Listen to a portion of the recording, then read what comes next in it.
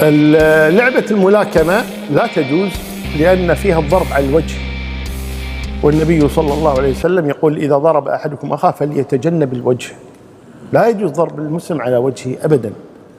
فلعبة الملاكمة هي كلها على الوجه ولا لا؟ كلها على الوجه، فلا تجوز، لا يجوز لعب هذه اللعبة ولا تدريب لها ولا شيء أبدا. في ألعاب أخرى.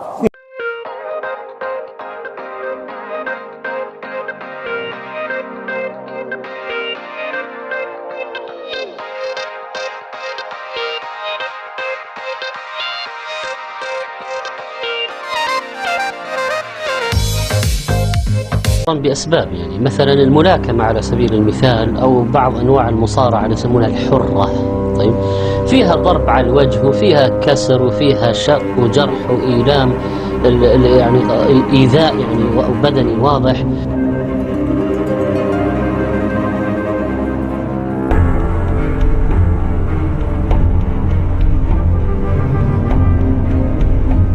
والنبي عليه الصلاة والسلام قال إذا قتل أحدكم فليجتنب الوجه، متفق عليه.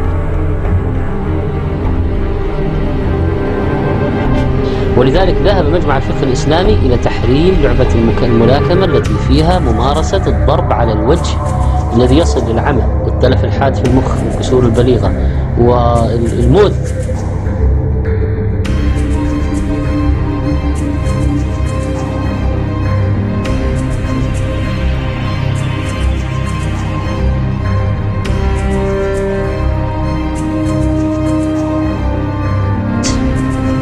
وإيش؟ دون مسؤولية على الضارب، خلاص اثنينهم راضين والجمهور فرحان. إذا واحد طاح ضرب على وجهه وطاح في الأرض يقفزون وابتهاج.